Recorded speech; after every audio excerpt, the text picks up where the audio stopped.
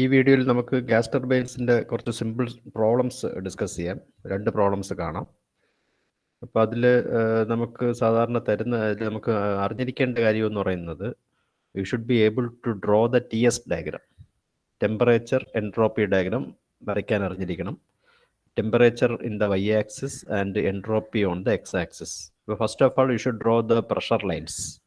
അപ്പോൾ ഡൈവേർജിങ് ആയിട്ടാണ് 2 പ്രഷർ ലൈനും കാണിക്കുന്നത്. കോൺസ്റ്റൻറ്റ് പ്രഷർ ലൈനാണ് രണ്ടും. കോൺസ്റ്റൻറ്റ് പ്രഷർ ലൈനാണ്. ഡൈവേർജിങ് ആയിട്ടാണ് when you draw you should draw in a diverging fashion. അപ്പോൾ രണ്ടും ഡൈവേർജ് ചെയ്ത് പോകണം. 2 ലൈനും സ്ട്രൈറ്റ് ലൈനൊന്നുമല്ല, കർവാണ്. It should go in a diverging manner. എന്ന് വെച്ചാൽ നമ്മൾ 1-2 ഡിസ്റ്റൻസിനെക്കാളും വലുതായിരിക്കും 3-4, അല്ലെങ്കിൽ റൈറ്റിലോട്ട് ഏത് വരയ്ക്കുന്ന വെർട്ടിക്കൽ ലൈനും it will be of greater magnitude. Okay.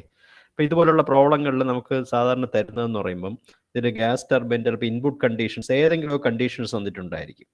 അപ്പം ഇവിടെ പ്രഷർ തന്നിട്ടുണ്ടായിരിക്കാം, കംപ്രഷൻ നടന്നതിന് ശേഷമുള്ള പ്രഷർ തന്നിരിക്കാം, പല സ്റ്റേജിലെയും ടെമ്പറേച്ചറൊക്കെ തന്നേക്കാം. ഓക്കെ. പിന്നെ അതിൻ്റെ ഫ്ലോ റേറ്റ്, ഇപ്പോൾ ഫ്യൂവലിൻ്റെ ഫ്ലോ റേറ്റ് എത്ര, അല്ലെങ്കിൽ എയറിൻ്റെ ഫ്ലോ റേറ്റ് എത്ര, CP എത്ര, CP തന്നിട്ടില്ലെങ്കിൽ നമുക്ക് അസ്യൂം ചെയ്യാം. അപ്പോൾ ഇതുപോലുള്ള കാര്യങ്ങളായിരിക്കും തരുന്നത്. അപ്പോൾ നമുക്ക് എഫിഷ്യൻസി കണ്ടുപിടിക്കുക എന്നുള്ളതായിരിക്കും പല പ്രോബ്ലത്തിലും വേണ്ട, തെർമൽ എഫിഷ്യൻസി കണ്ടുപിടിക്കുക എന്ന് പറയുന്നത്. അപ്പോൾ തെർമൽ എഫിഷ്യൻസി കണ്ടുപിടിക്കുന്നത് നെറ്റ്വർക്ക് ഡിവൈഡഡ് ബൈ ഹീറ്റ് ഇൻപുട്ടാണ്. ഇവിടെ ഹീറ്റ് ഇൻപുട്ട് കൊടുക്കുന്ന പ്രോസസ്സ് ആണ് ഈ 2-3 ആണ്. 2-3 heat input is given by the process 2-3. Okay. ഇവിടെയാണ് നമ്മൾ കമ്പസ്റ്റൻ നടക്കുന്നത്. 2-3യിലാണ് ഹീറ്റ് ഇൻപുട്ട് നടക്കുന്നത്. അതാണ് നമ്മളെ ഇക്വേഷൻ്റെ ഡിനോമിനേറ്ററായിട്ട് വരുന്നത്. ഓക്കെ. നെറ്റ് വർക്ക് എന്ന് പറയുന്നത് it is the difference in work done by the turbine and work done by the compressor, work done on the compressor. ഇപ്പോൾ കംപ്രഷന് വേണ്ടിയുള്ള വർക്കും ടർബൈൻ പുറത്തോട്ട് വരുന്ന വർക്കിൻ്റെയും ഡിഫറൻസ് ആണ് നെറ്റ് വർക്ക് എന്ന് പറയുന്നത്. ഓക്കെ. അപ്പോൾ അത് നമുക്ക് CP ഇൻറ്റു ΔT വെച്ചിട്ട് നമുക്ക് കണ്ടുപിടിക്കാൻ പറ്റും. ഇപ്പോൾ 1-2 ഈസ് ഐസെൻട്രോപ്പിക് കംപ്രഷൻ. അപ്പോൾ കംപ്രസറിൽ നടക്കുന്നത് mCp ഇൻറ്റു T2 - T1 എടുത്താൽ നമുക്ക് കംപ്രഷനിലോട്ടുള്ളത് കിട്ടും. ടർബൈനിൽ നിന്നുള്ളത് mg അല്ലെങ്കിൽ ബേൺഡ് പ്രോഡക്ട്സ് അല്ലെങ്കിൽ mgയുടെ mass flow rate into CP into T3 - T4 എടുത്താൽ എക്സ്പാൻഷൻ വർക്കും കിട്ടും. ഇത് രണ്ടിൻ്റെയും ഡിഫറൻസ് എടുത്താൽ നെറ്റ് വർക്കും കിട്ടും. അപ്പോൾ ഞാനിവിടെ പറഞ്ഞ റിലേഷൻ എല്ലാം mCp ΔT എന്നാണ്. ΔT. അപ്പോൾ ടെമ്പറേച്ചർ നമുക്ക് അറിഞ്ഞിരിക്കും. അപ്പോൾ T2, T1, T3, T4 temperature അറിഞ്ഞിരിക്കണം. പലപ്പോഴും ഇത് എല്ലാ സ്പോട്ടിലും ടെമ്പറേച്ചർ തന്നിട്ടുണ്ടാവില്ല, പല പ്രോബ്ലത്തിനും തരാറില്ല. പക്ഷേ ഈ പ്രഷർ അത് കണ്ടുപിടിക്കാനുള്ള ഡീറ്റെയിൽസ് തന്നിട്ടുണ്ടാവും, പ്രഷർ തന്നിട്ടുണ്ടാവും. അപ്പോൾ നമുക്ക് TP raised gamma - 1/gamma R ration വെച്ചിട്ട് നമുക്ക് ഏത് പോയിന്റിലെ അൺനോൺ ക്വാണ്ടിറ്റീസും കണ്ടുപിടിക്കാൻ പറ്റും. ഓക്കെ. അപ്പോൾ ഈ ഒരു പർട്ടിക്കുലർ പ്രോബ്ലം നോക്കിയാൽ ഈ ടർബൈനിലോട്ട് വരുന്നത് 1 ബാറിലാണ്. അപ്പോൾ ഇൻപുട്ട് കണ്ടീഷനിൽ T1 ഈസ് 15 ഡിഗ്രി സെൽഷ്യസ്. നമ്മൾ പ്രോബ്ലം ചെയ്യുന്ന കെൽവിനിലാക്കിയിട്ടായിരിക്കും ചെയ്യുന്നത്. ഇറ്റ് കംപ്രസസ് ടു 5 ബാർ എന്ന് പറയുന്നുണ്ട്. അപ്പോൾ രണ്ടാമത്തെ പ്രഷർ ലൈൻ എന്ന് പറഞ്ഞാൽ 5 ബാർ ലൈനാണ്, 5 ബാർ.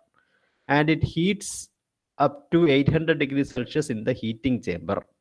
അപ്പം ആഫ്റ്റർ ഹീറ്റിങ്ങിൻ്റെ ടെമ്പറേച്ചറാണ് ഈ T3 എന്നുള്ള ടെമ്പറേച്ചറാണ് 800 ഡിഗ്രി സെൽഷ്യസ് ആയിട്ട് തന്നിട്ടുള്ളത്.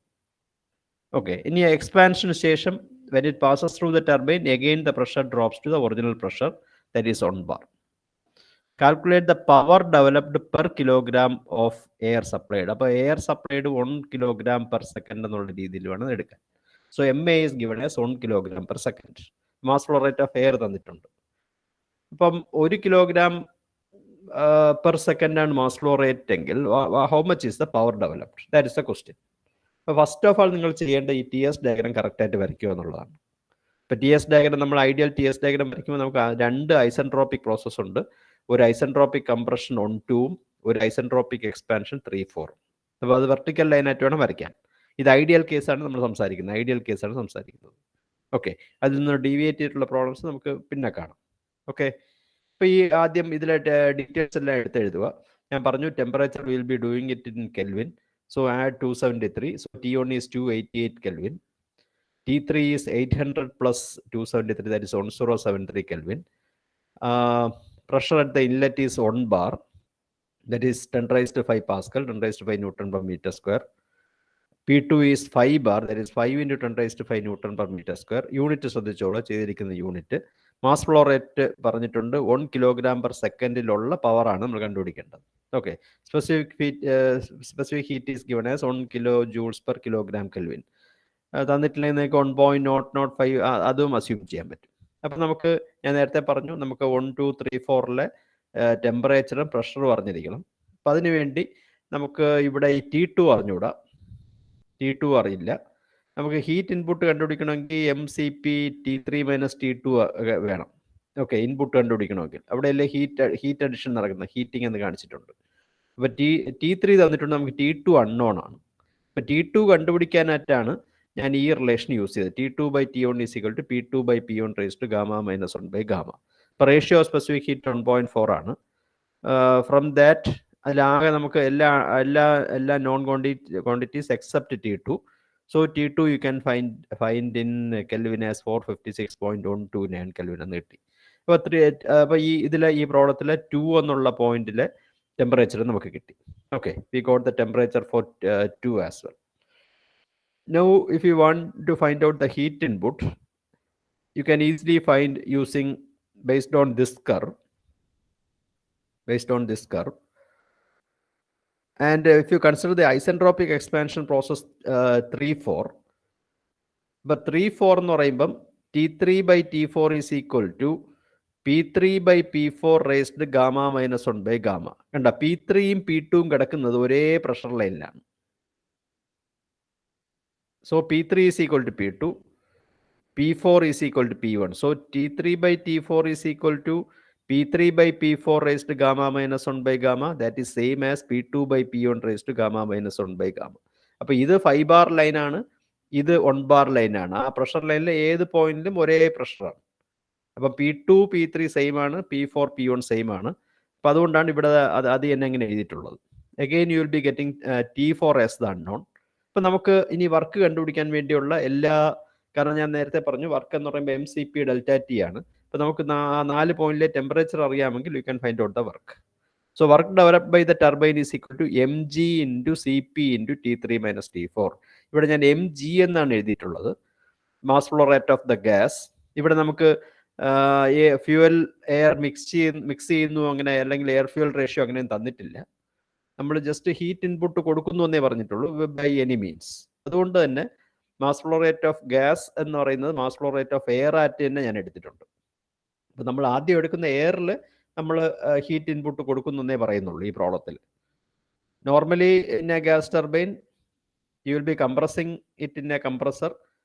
Then it passes through a combustion chamber where fuel is being added and combustion takes place.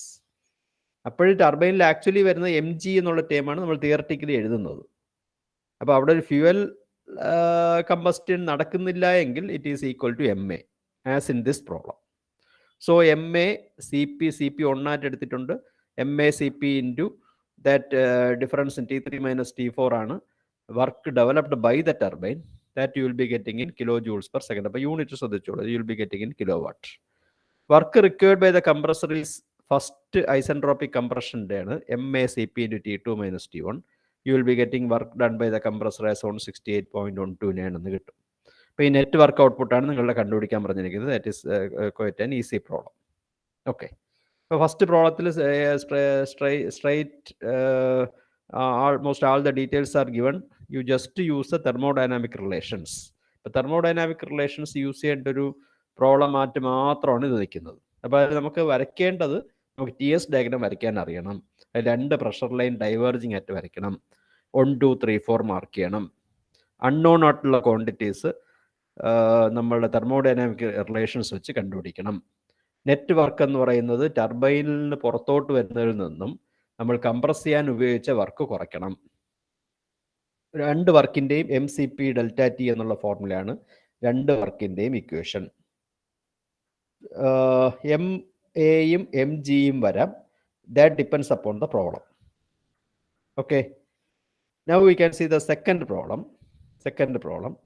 ഇത് ഗ്യാസ് ടർബൈൻ്റെ കാര്യങ്ങളൊക്കെ പറയുന്നുണ്ട്, എയറിൻ്റെ ഇൻലെറ്റ് കണ്ടീഷൻസ് പറയുന്നുണ്ട്, compressed to a pressure of 4 bar. അപ്പം നമുക്ക് 2 പ്രഷർ ലൈനും വരയ്ക്കേണ്ട ആൾറെഡി ഡേറ്റ തന്നിട്ടുണ്ട്.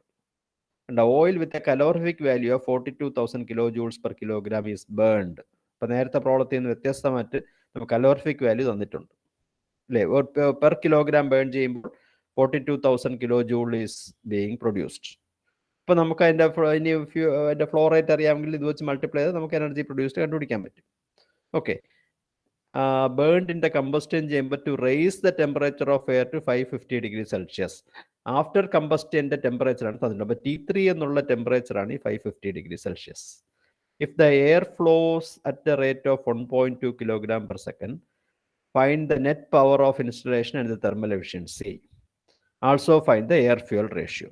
ഇവിടെ CP 1.05 തന്നിട്ടുണ്ട്, 1.05 kilojoules per kilogram തന്നിട്ടുണ്ട്. Again, you should be able to draw the figure, TS diagram. അതിൽ നോൺ കണ്ടീഷൻസ് എല്ലാം കൊടുക്കുക. 27 ഡിഗ്രി സെൽഷ്യസ് തന്നിട്ടുണ്ട്, 550 ഡിഗ്രി സെൽഷ്യസ് ഉണ്ട്. Convert into Kelvin, equivalent kelvin.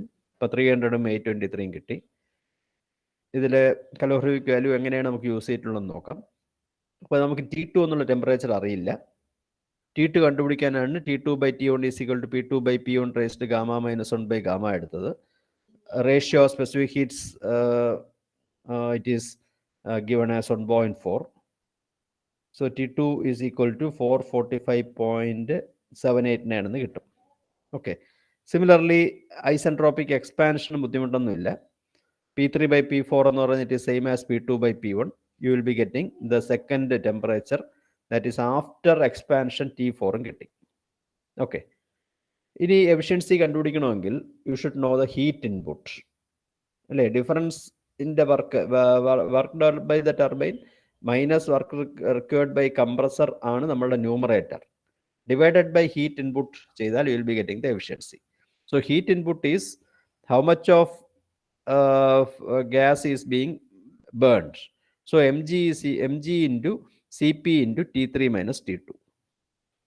അപ്പോൾ mg എന്ന് പറയുന്നത് നേരത്തെ നമ്മൾ എയറിൻ്റെ കൂടെ നമ്മൾ ഫ്യൂവലും കൂടെ മിക്സ് ചെയ്താണ് കമ്പസ്റ്റൻ നടക്കുന്നത്.